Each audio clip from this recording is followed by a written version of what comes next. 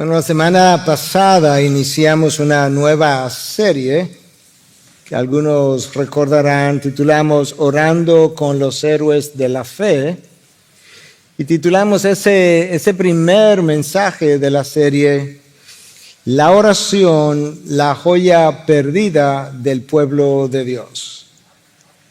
En el día de hoy, de manera natural, estamos continuando con la serie. Y esta vez hemos titulado el mensaje Orando con el Maestro, todo en mayúscula esa palabra, porque estaremos orando con Cristo. Y está basado en la oración que todos nosotros conocemos como el Padre Nuestro.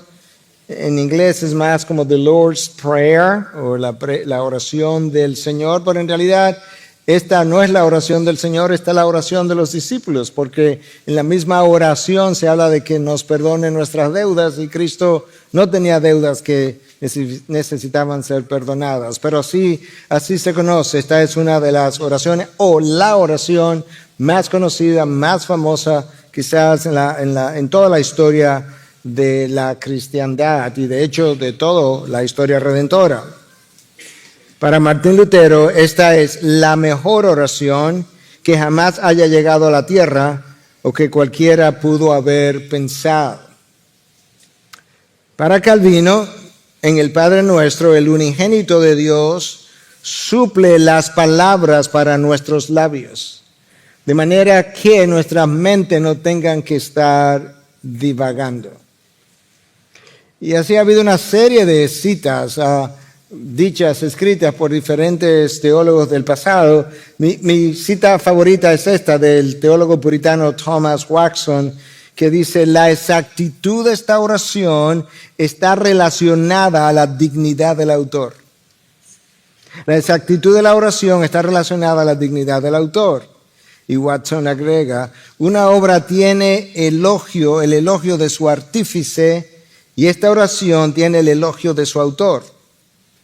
De la misma manera que la ley moral de Dios fue escrita con el dedo de Dios, los 10 mandamientos, de esa forma esta oración salió de los labios del Hijo de Dios.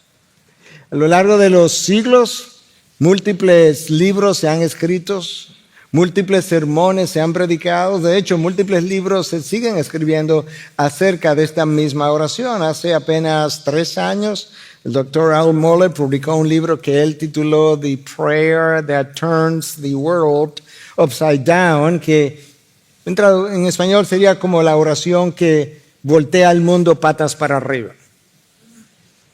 Apenas hace unos días salió el libro de Kevin DeYoung, que yo tuve la oportunidad de endosar, y su título es simplemente The Lord's Prayer, o la oración del Señor, y el subtítulo es Aprendiendo de Jesús el por qué, el qué y el cómo orar.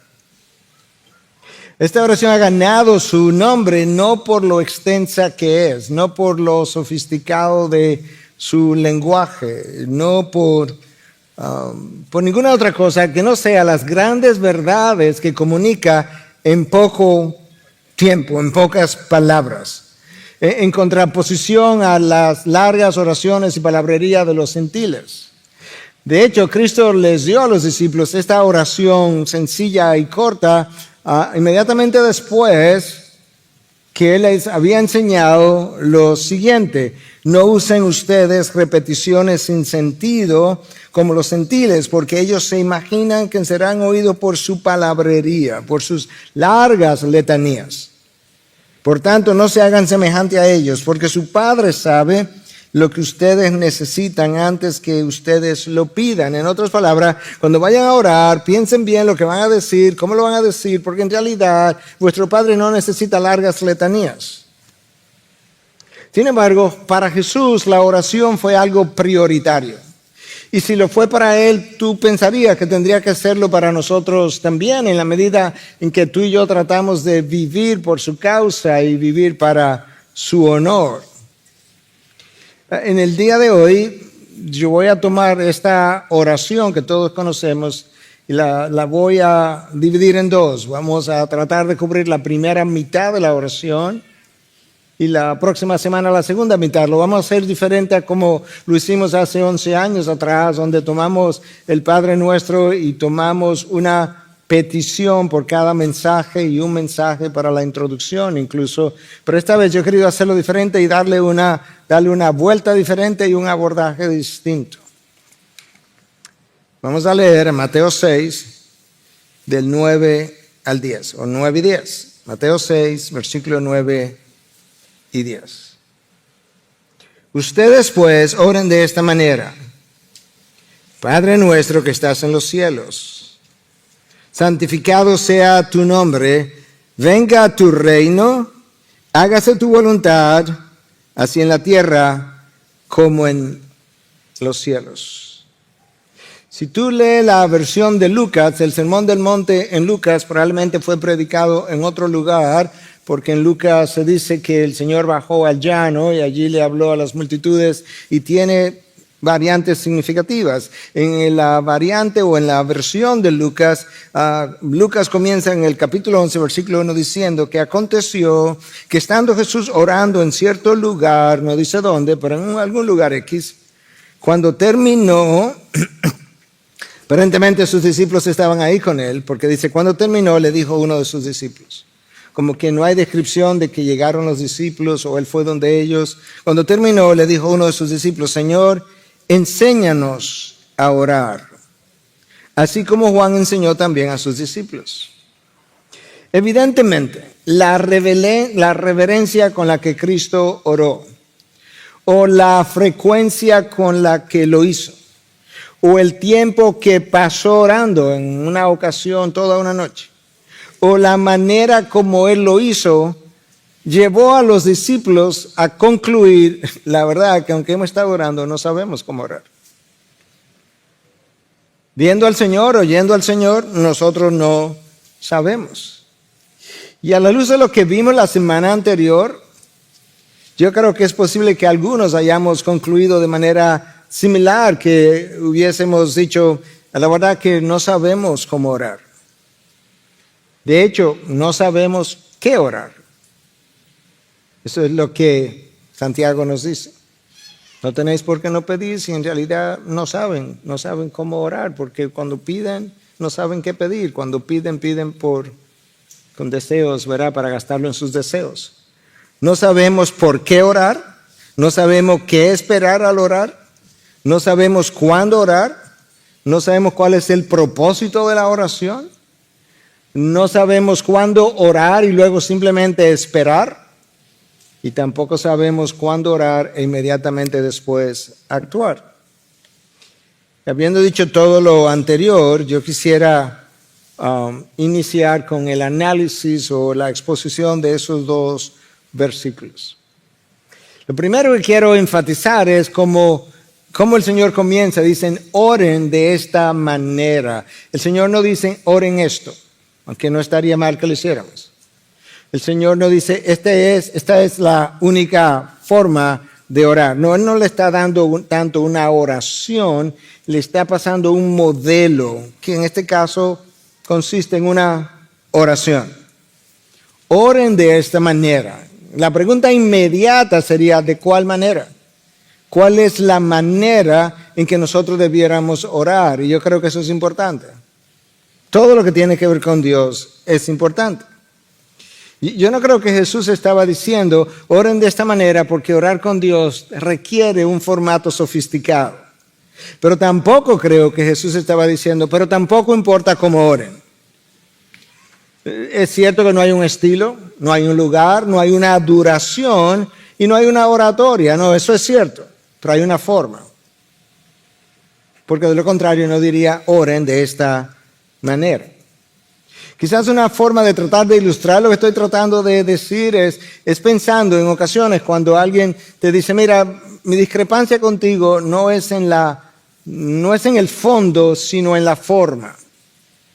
En otras palabras, en el fondo tú y yo estamos de acuerdo, es la forma como lo has dicho, lo has escrito. Bueno, cuando tiene que ver con Dios, el fondo importa y la forma importa. No las palabras, no el estilo, no la oratoria, no lo sofisticado. Pero la oración de Jesús tiene una forma y tiene un fondo. Y yo creo que eso es importante. Nosotros tenemos diferentes niveles de vocabularios, el Señor entiende eso. Nosotros tenemos diferentes formas de expresión, diferentes formas emotivas y menos emotivas de expresarnos. El Señor lo entiende perfectamente. Sin embargo, todavía la manera de orar tiene un fondo o contenido y tiene una forma de hacerlo. Y en este Padre Nuestro, en esta oración dada por Dios, tú encuentras que hay una introducción y hay 6 peticiones. No al azar, 6 peticiones. 3 tienen que ver con Dios y su honor. Y 3 tienen que ver con las necesidades de la criatura. Y la manera como yo quisiera iniciar es justamente por la introducción. Escucha la introducción. Padre nuestro que estás en los cielos. El contenido de esa frase es, como dirían en inglés, es una frase que está loaded con contenido, está cargada de contenido y también tiene una forma. Vamos a tratar de esbozar. Para comenzar, Jesús está tratando de enseñarle algo nuevo en la oración a sus discípulos y es que ellos pueden y deben acercarse a Dios llamándole Padre. Como les mencioné brevemente, eso es completamente nuevo o era en ese momento completamente nuevo para la mente hebrea. Piensa por ahora entonces, hablando del contenido, Padre es un contenido y la forma, bueno, yo quiero que te acerques a Él con cierta confianza, porque un padre implica cercanía, intimidad, implica protección, porque eso es lo que un padre da. Implica provisión, porque esa es la inclinación natural de un padre. De manera que cuando vengas al trono de la gracia, eso es como tú debes sentir. Estoy viniendo delante de una persona con quien puedo tener cercanía, que puede ser mi protector, que quiere mi protección y quiere mi provisión. Pero Jesús está enseñando que a la hora de hacerlo, recuerda que si Él es tu padre, tú eres su hijo.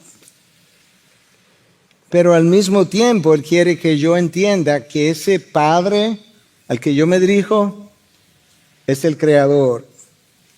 Es un Dios trascendente. Padre nuestro, antes de las peticiones, que estás en los cielos. Es un Dios mucho mayor, mucho más allá de todo lo creado, de toda criatura. De manera que como Dios, Él es trascendente. Como Padre, Él es inmanente, no inminente, inmanente, que implica cercano, íntimo.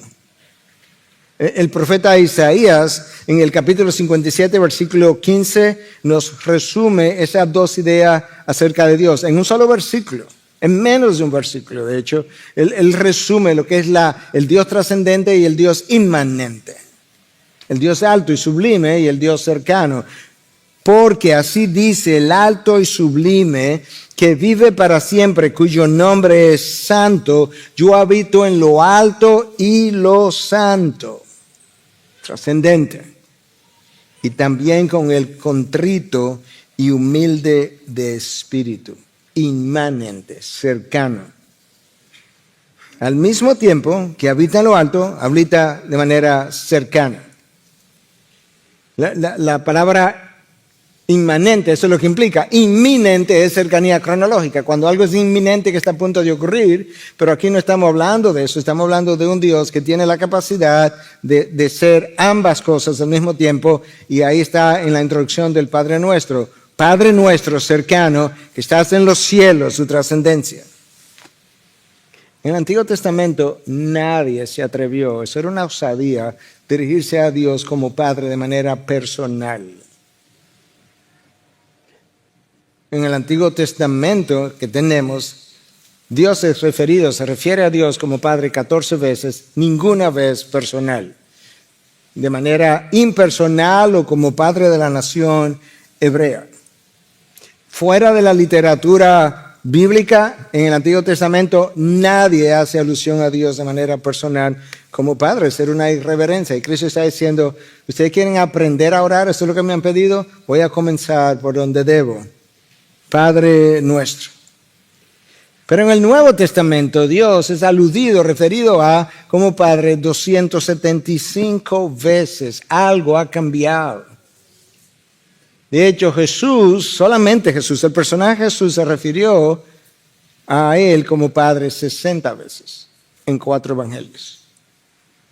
De manera que ahora, en esta nueva enseñanza que Jesús trae, Él está comunicando algo que el autor de Hebreos dice de forma distinta, que nos acerquemos al trono de la gracia con confianza, claro, porque con un padre yo debo hacer eso. De hecho, les mencioné el domingo pasado que algunos han dicho que la diferencia entre el Antiguo y el Nuevo Testamento radica básicamente en una palabra, y es la palabra padre. Como que algo tan trascendental ocurrió que permite que tú y yo podamos ver a Dios como padre que anteriormente no podíamos.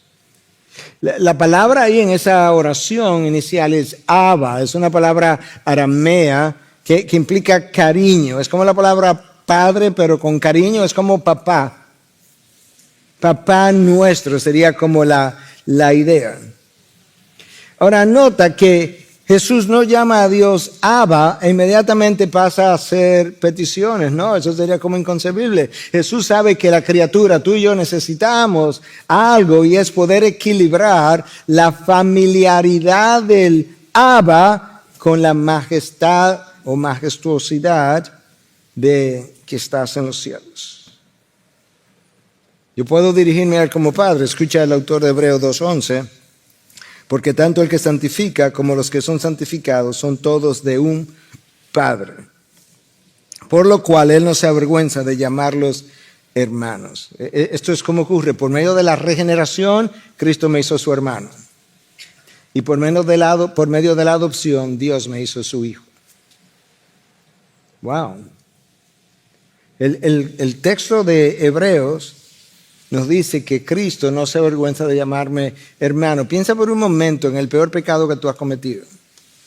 Yo sé que no queremos hacer eso, pero yo quiero hacer lo otro y para hacer lo otro tengo que hacer esto. El peor pecado que yo he cometido, Cristo se para al lado mío y me dice, ¿sabes qué? A pesar de eso, no me avergüenzo de llamarme tu hermano. ¡Wow! ¿En serio? Ni mi padre se avergüenza de llamarte su hijo. Es increíble pensar que siendo nosotros tan pecaminosos como lo somos, Jesús no se avergüenza de nosotros como hermanos. También es impresionante que Dios me asigne el mismo título de hijo que le asignó a la segunda persona de la Trinidad. Al Dios Trino, ¿verdad? O la segunda persona del Dios Trino que ha existido desde toda la eternidad, que creó el universo. El creador del universo y yo tenemos un título similar, hijo e hijo. Él por la eternidad y yo por adopción en algún momento. Nosotros somos como ese hijo rebelde. Ese hijo rebelde que el padre ha corregido una y otra vez, que ha sido reprendido, que ha sido disciplinado una y otra vez. Y Jesús corresponde a ese hijo siempre obediente, que nunca ha sido castigado ni disciplinado, y que la única vez que fue castigado no fue por su pecado, sino por el tuyo y por el mío. ¡Wow! Y esto es lo que Juan 1, 12 y 13 me enseña acerca de la paternidad de Dios y cómo yo llegué a ser hijo. Pero a todos los que lo recibieron, a quien, a Jesús, les dio el derecho, es un derecho de llegar a ser, porque no éramos hijos de Dios, es decir, a los que creen en su nombre, que no nacieron de sangre, ni la voluntad de la carne, ni de la voluntad del hombre, sino de Dios. Antes de creer, tú y yo éramos hijos de la ira, y después de creer, hijos de Dios. Pero es más que eso, porque el hijo adoptado, tú y yo, resulta que vamos a ser coherederos con el unigénito de Dios y eterno Hijo. El Hijo poseía el reino todo el tiempo. El Hijo se encarna, el Hijo se ofrece, el Hijo nos salva y luego me dice, no solamente te he dado salvación, te voy a dar coherencia conmigo. Romanos 6, 16 y 17. La razón por la que Cristo quiere que yo entienda la paternidad de Dios es porque cuando Adán y Eva fueron expulsados, ¿sabes qué? La paternidad se perdió. Se perdió porque de ahí en adelante los descendientes de Adán y Eva eran hijos de la ira, no de Dios. No todo el mundo es hijo de Dios, solamente aquellos que creen en su nombre se les dio el derecho de llegar a ser. Y cuando tú no tienes un padre, padres, escúchame, cuando tú no tienes un padre, tu hijo, tu hija crece con inseguridades y temores que van más allá de lo que debió ser. Pero si tú no tienes un Padre celestial, las cosas se empeoran. Mis inseguridades se multiplican, mis temores se profundizan. Y ahora parte de lo que se supone que ocurra es que cuando yo vengo a la familia de Dios, yo tengo que intimar con Dios, conocerle como un padre, de tal manera que mis temores, mis inseguridades puedan comenzar a mermar, porque en Él yo he encontrado lo que no encontré en mi Padre terrenal, y sobre todo cuando ese Padre terrenal no ha estado ahí para darme lo que debió haberme dado en el primer lugar, porque Él tampoco tuvo un Padre terrenal que tampoco le dio lo que debió haberle dado en el primer lugar. Pero Cristo está interesado en que yo pueda entender lo increíble que es poder llamar a Dios Padre y que yo pueda en esa experiencia de la paternidad comenzar a liberar mis temores y dejar mis esclavitudes a dichos temores. Escucha que le dice en Mateo 6:8, su Padre sabe lo que ustedes necesitan antes que ustedes lo pidan. En otras palabras, en inglés, chill out.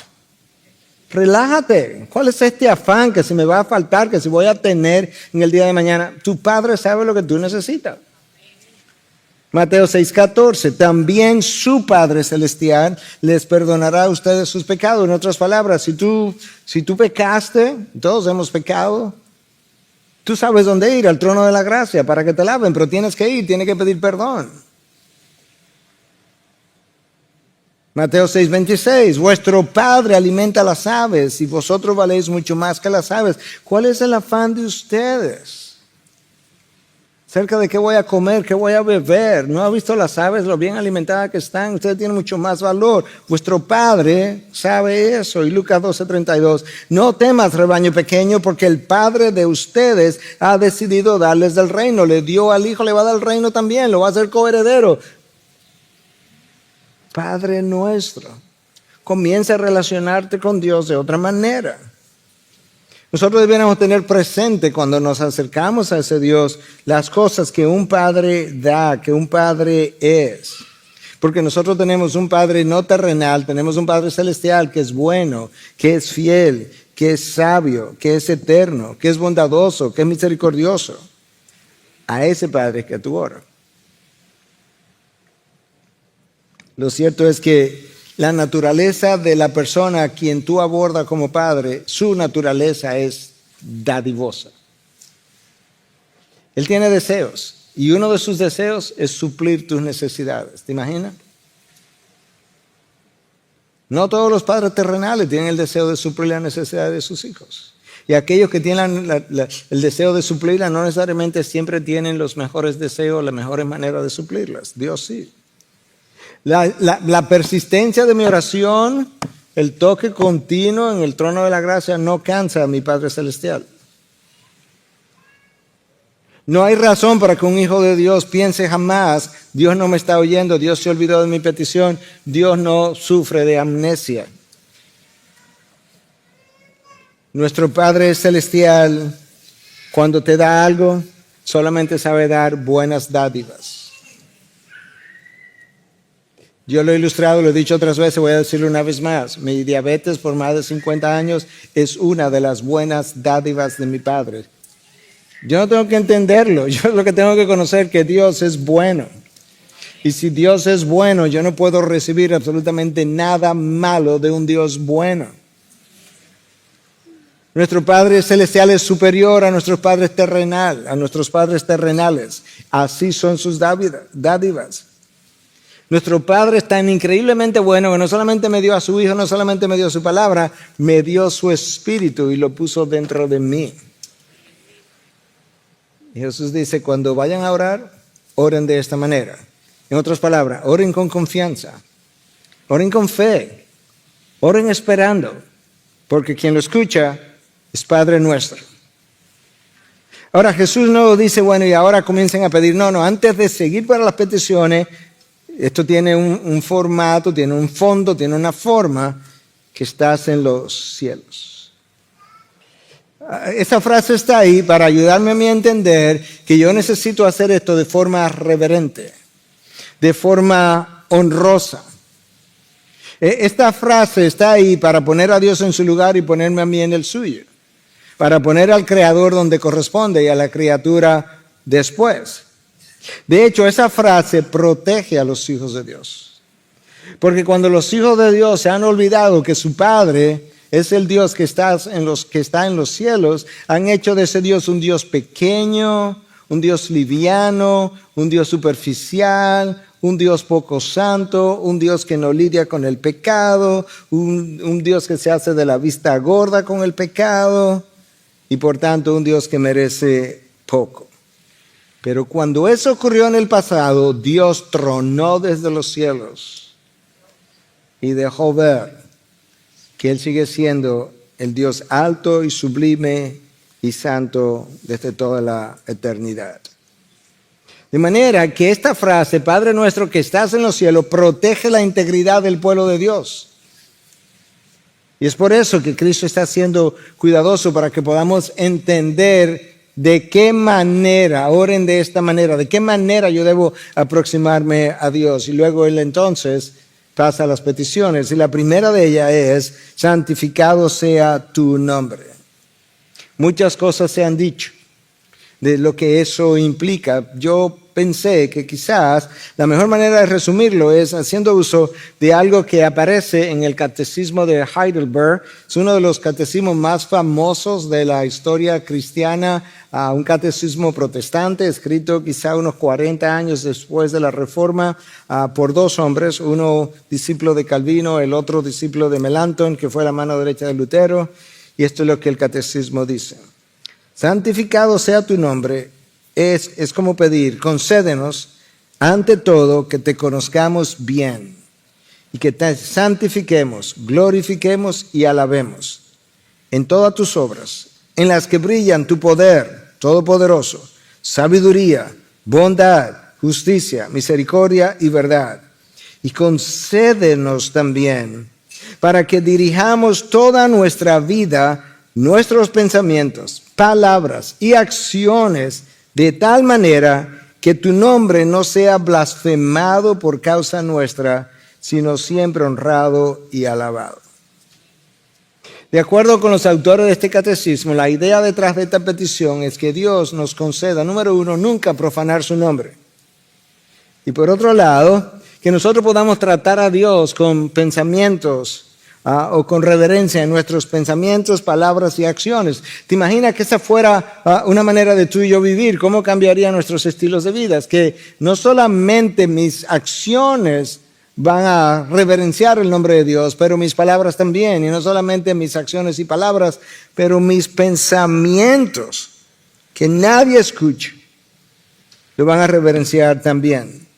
En otras palabras, que mi vida refleje su carácter, que mi vida refleje su gloria. Y la razón por la que yo tengo que pedir eso es porque tú y yo necesitamos ayuda para santificar el nombre de Dios. Tú y yo necesitamos ayuda y no pequeña si vamos a vivir de esa manera. Todos los días, todo el tiempo, todas las horas. Y tengo que entender entonces que cuando Dios alude a la santificación de su nombre, no es como de la manera que tú y yo pensamos acerca de un nombre. Un nombre no es simplemente como la gente me conoce.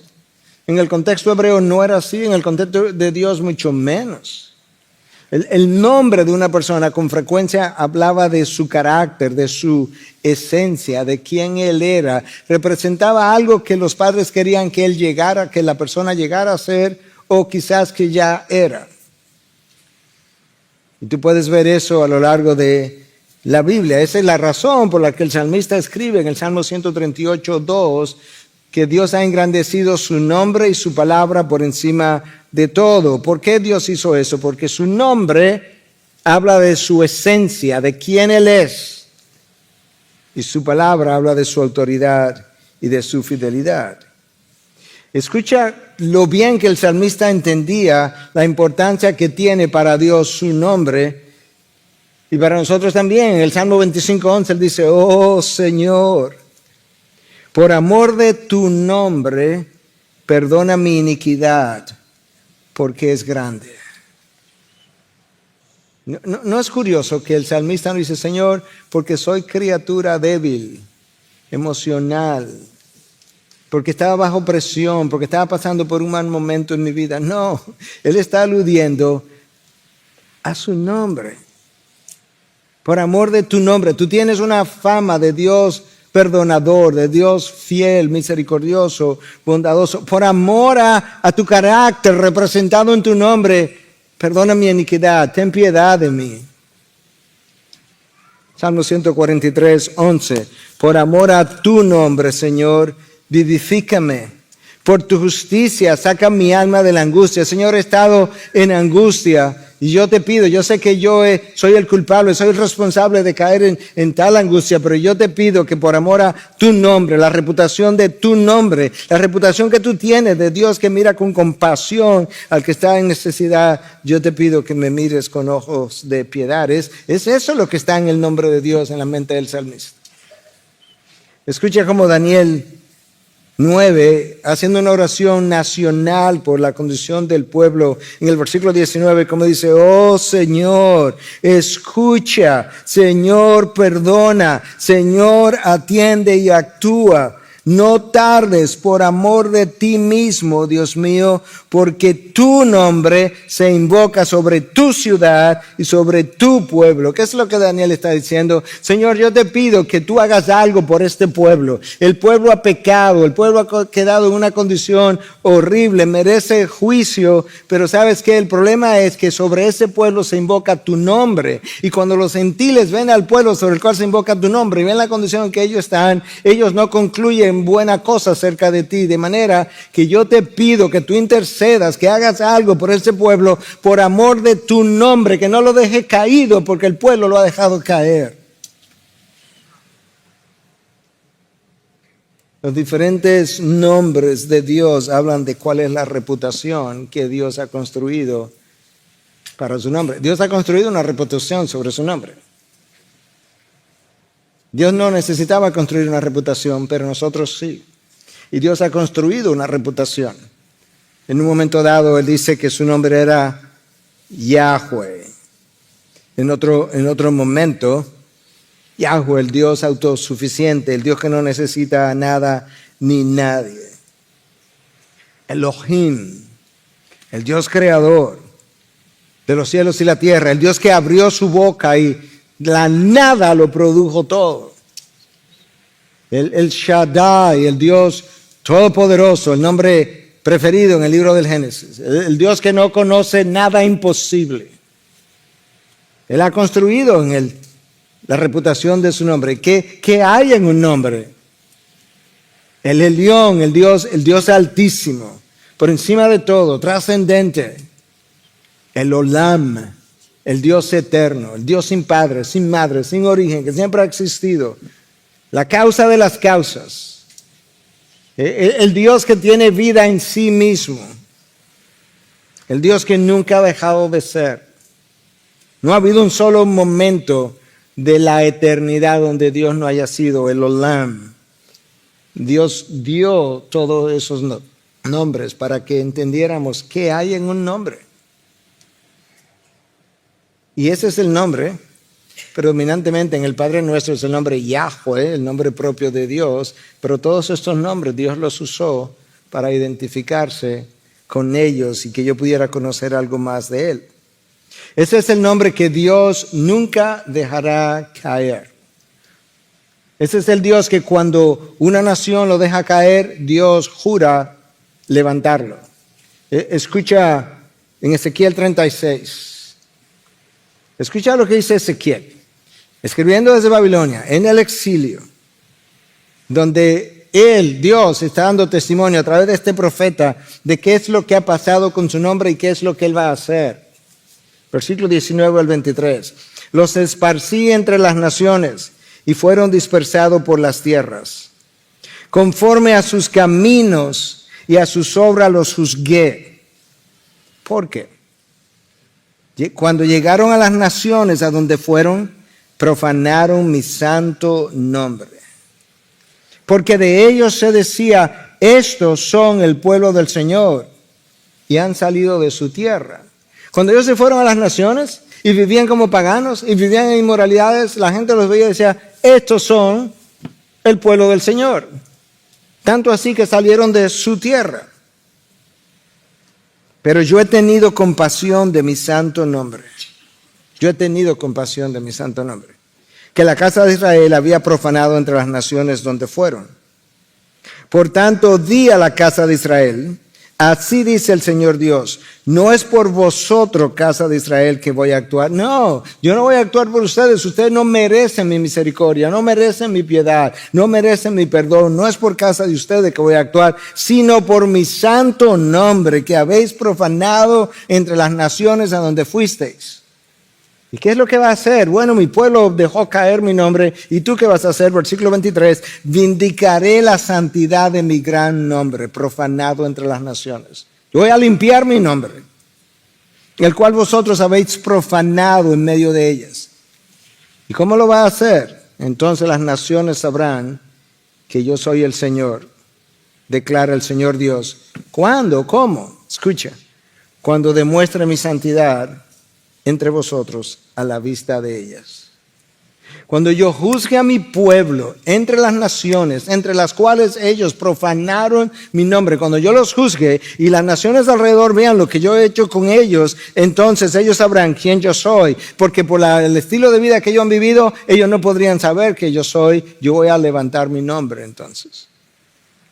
Esa es la petición. Señor, santificado sea tu nombre. Permítenos vivir de acuerdo al nombre que se invoca sobre nosotros. No vaya a ser que nos ocurra cosas como ocurrieron con el pueblo de Israel. Y como estas cosas se escribieron para nosotros, viendo el panorama mundial, yo quiero básicamente leerte este párrafo porque quiero ser cuidadoso. Y no quiero decir una cosa por otra, pero escuche con relación al texto de Ezequiel y a nuestros días. Ese nombre del que estamos hablando es el nombre que la iglesia de Cristo en algunos lugares ha dejado caer en medio de las naciones en esta generación. Por eso hoy sufre las consecuencias. Cuando una nación, y peor aún, cuando la iglesia en esa nación deshonra el nombre de Dios una y otra vez, Dios le da la espalda a esa nación. Sobre todo cuando esa nación ha sido bendecida por Dios, ha alcanzado un sitial especial entre las naciones, como ocurrió con Israel en la antigüedad. Y luego esa nación decide pisotear los valores de nuestro Dios y sus ordenanzas, Dios le da la espalda a esa nación. El que tenga oídos que oiga lo que el Espíritu dice a las iglesias. No es por accidente que esta petición es la número 1. Santificado sea tu nombre. En el texto de Ezequiel que yo acabo de leer son 5 versículos y en 5 versículos 4 veces Dios alude a su santo nombre y alude al hecho de que Él va a reivindicar su nombre. Y uno de los 10 mandamientos fue dado precisamente para proteger la integridad del nombre de Dios. Imagina que Dios levanta una nación, le da una constitución, las primeras 10 leyes importantes de esa constitución tienen que ver con el carácter de Dios y Dios decide escoger uno de los 10 mandamientos para proteger la integridad de su nombre. No tomarás el nombre de Dios en vano.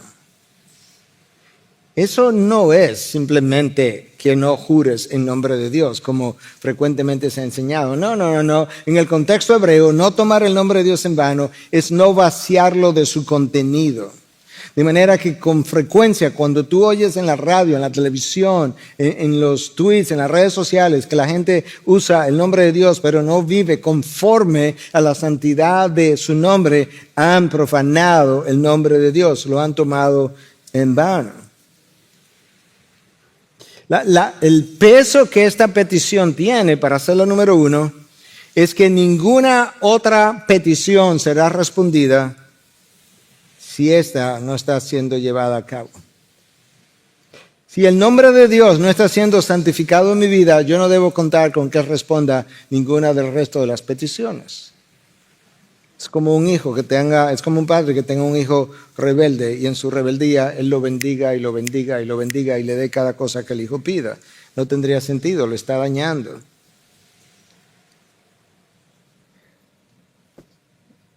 Santificado sea tu nombre. Segunda petición, venga tu reino.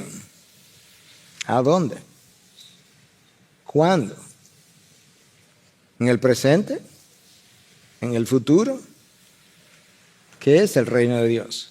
¿O el reino de los cielos? ¿O el reino de Cristo? La misma frase. ¿Cómo luce? ¿Cómo entro a ese reino? El reino de Dios, de acuerdo a uno de los diccionarios consultados, representa primordialmente el gobierno de Dios y la autoridad monárquica divina. Es el ejercicio de la autoridad soberana de Dios en el pasado, en el presente y en el futuro. Ese es el gobierno de Dios, su ejercicio. En el reino de los cielos, esa autoridad soberana es una sola, se lleva a cabo, se ejerce sin oposición.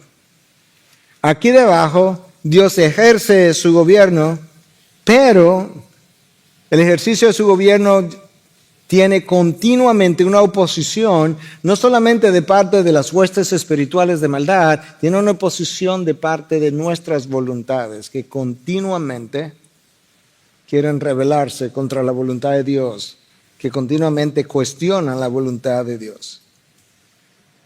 Entonces, ¿dónde está el reino de Dios hoy en día? Bueno, aquí debajo está en el corazón de cada creyente que ha creído y donde Cristo ha sido instaurado como Señor. Ahí se ejerce, pero se ejerce con oposición. Como yo mencioné, oposición de la misma carne. Los deseos de la carne están contra el Espíritu.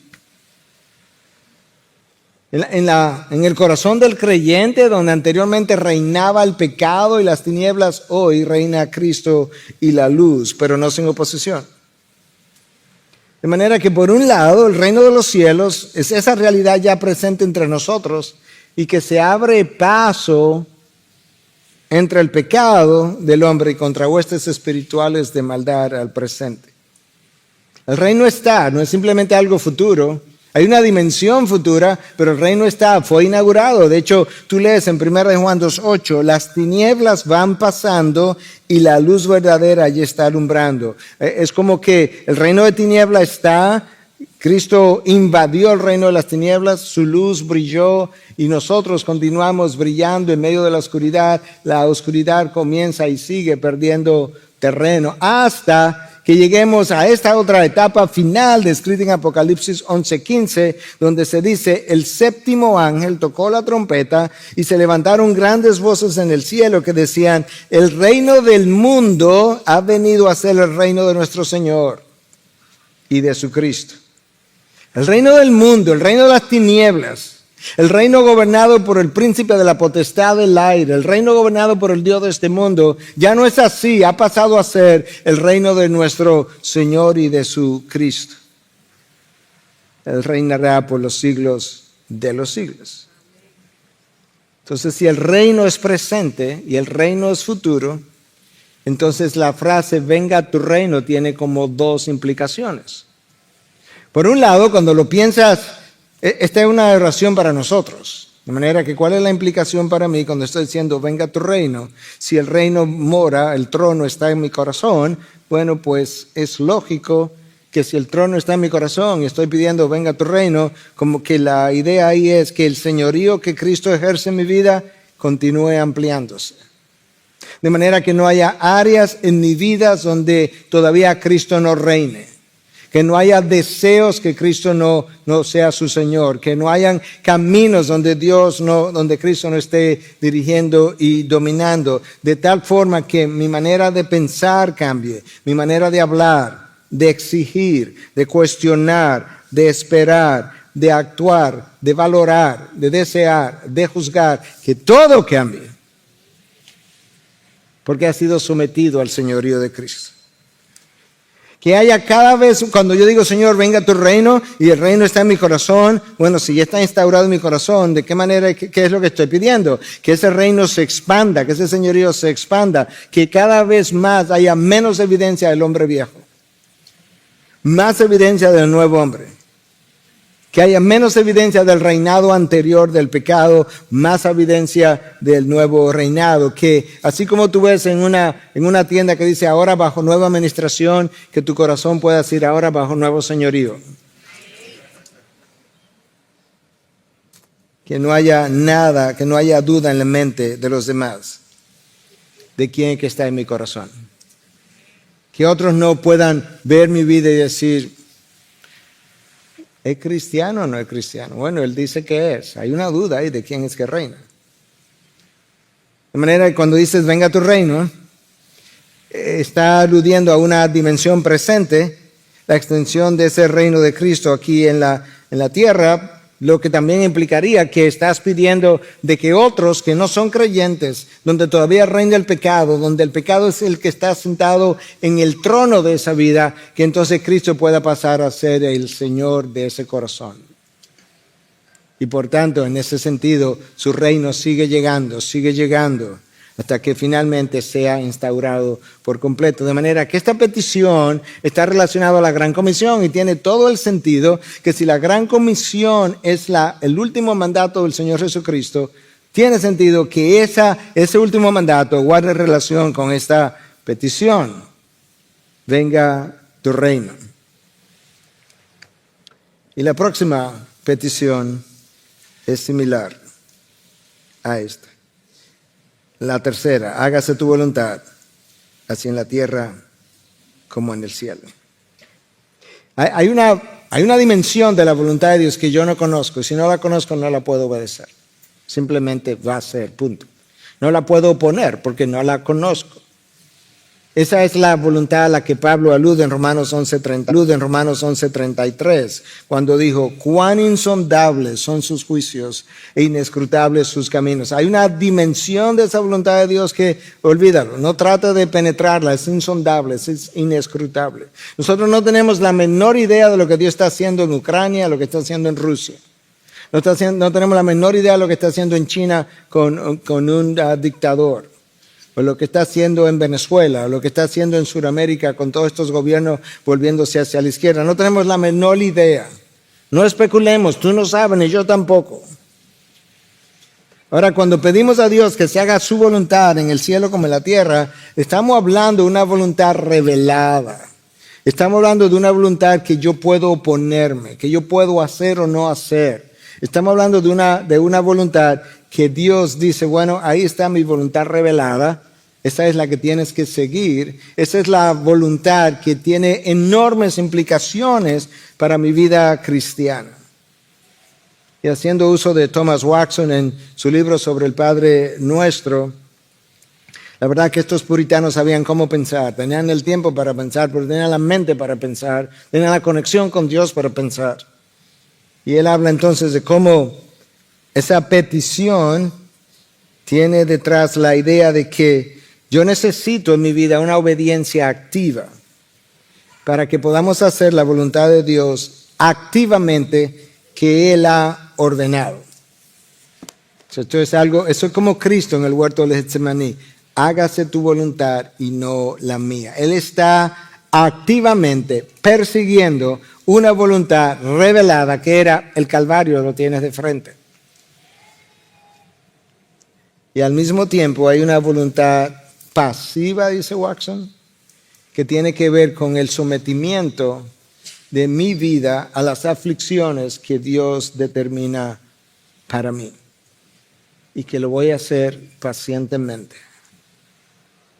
De manera que no me voy a rebelar, no me voy a irar, me voy a molestar, voy a ser como Cristo, voy a buscar activamente que pase de mí esta copa, pero pasivamente voy a tomarme la copa. Si eso es lo que Dios ha decidido, Dios Padre ha decidido para mí.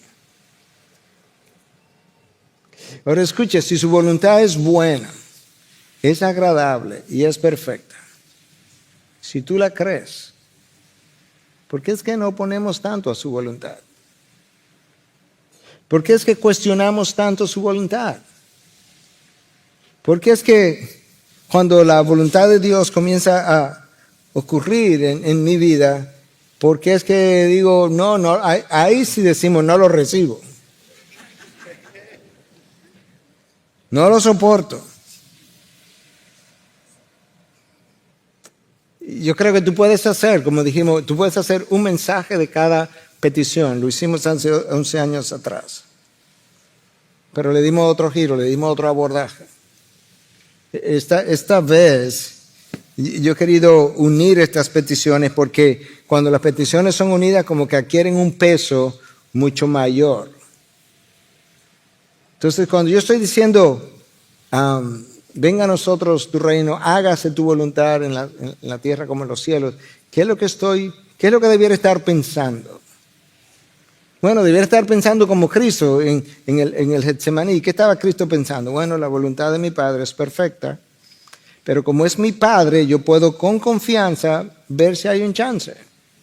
Padre, ¿es posible que pase de mí esta copa? Ahí está la idea del Padre. Con confianza. Yo te voy a decir cómo yo siento ahora. Estoy en angustia. Mi alma está angustiada hasta la muerte, dijo Cristo. Se lo puedo decir a mi Padre. Pero como mi Padre también es... Cristo está actuando, recuerda, como ser humano, en representación mía. Como mi Padre también es alto y sublime, pues que se haga tu voluntad y no la mía. Y yo me someto pasivamente a tus designios. Ahora, para cerrar, escucha cómo Thomas Watson nos anima, nos motiva a pensar acerca de la voluntad de Dios, para que cuando tú y yo oremos podamos pensar, wow, esto es lo que estoy pidiendo, esto es una petición extraordinaria. Escuche. Watson escribe, el gran diseño de Dios en su palabra, cuando tú abres la palabra, dice, ¿qué es lo que Dios procura? Es hacernos, convertirnos en hacedores de dicha palabra. Toda la palabra tiene ese diseño, convertirme en un hacedor de su palabra. De manera que Dios no va a parar, no va a cambiar esa idea. Número 2, la meta de todas las promesas de Dios es llevarme a hacer su voluntad. Número 3, la porción de la palabra que representa una advertencia o una amenaza. Cuando Dios nos advierte, nos amenaza, si haces, haré, tiene la finalidad de alejarnos del pecado y de convertirnos en hacedores de su voluntad otra vez. El cuidado providencial de Dios, número 4, que Dios tiene por fin el que lleguemos a hacer su voluntad. ¿Tú sabes lo que es la providencia de Dios? El cuidado que Dios tiene sobre toda su creación. Pues ese cuidado que Dios tiene sobre toda su creación, que lo orquesta todo, tiene la finalidad de que yo llegue a hacer su voluntad. Y eso incluye, dice Watson, las aflicciones que son enviadas en mi dirección e incluyen las misericordias de Dios, tienen el mismo propósito. Número 5, al hacer su voluntad, nosotros mostramos que tenemos amor por Cristo o que no amamos a Cristo, porque Cristo dijo, si me amáis, obedeced mis mandamientos. Si me amáis, obedeced mi voluntad. Número 6, hacer la voluntad de Dios es para mi beneficio. En serio, pastor, pero que es difícil. No, pero es para tu beneficio. Si la voluntad de Dios es buena, es agradable y perfecta, ¿cómo tú piensas que puede ser de otra manera? Es un beneficio, es un bien para ti. Número 7, hacer la voluntad de Dios es nuestro honor. Es un privilegio. Un privilegio, sí, es un privilegio. Si tuviéramos un rey sobre la tierra, benevolente, bueno, justo, humano, pero dentro de su humanidad, un rey bueno, de una gran fama, con muchos siervos, y que entre todos él me llamara o te llamara a ti y te dijera, mira, tengo una encomienda y yo quisiera que tú fueras el que llevaras a cabo esta encomienda. Esa es su voluntad. Y tú saldrías de ahí muy orondo, decimos nosotros, wow, el rey, entre toda la gente, mira quién llamó, mira quién. La gente, por menos que eso, si recibe una llamada del presidente de cualquier, hasta de una asociación de banco, y dice, me llamó el presidente.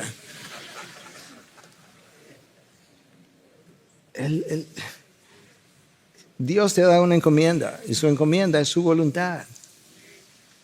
Nosotros debiéramos decir, wow, es un privilegio que Dios me haya encomendado hacer su voluntad. Número 8, hacer la voluntad de Dios en la tierra nos hace semejante al carácter de Cristo. Nos va formando al carácter de Cristo. 9, hacer la voluntad de Dios en la tierra nos trae paz en la vida y en la muerte. ¿Te escuchas? La gente tiene, porque veo pacientes continuamente, y la gente tiene todo tipo de ideas cuando está cerca y cuando está lejos de la muerte.